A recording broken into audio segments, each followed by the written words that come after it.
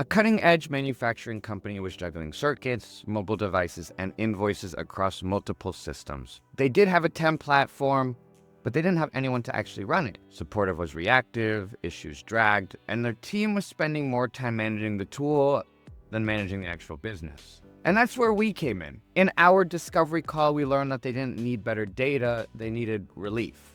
They needed a team that would deliver, communicate, and own the life cycle of their IT assets from end to end.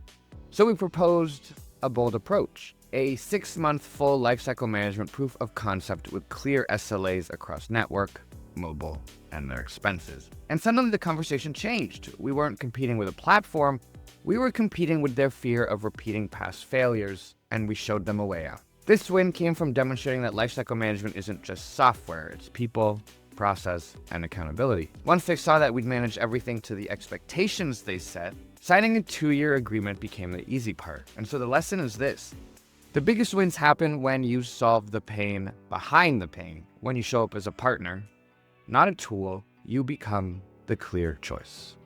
Thanks for watching Inside the Win. Stay tuned for more stories, strategies, and lessons learned from the field. Until next time.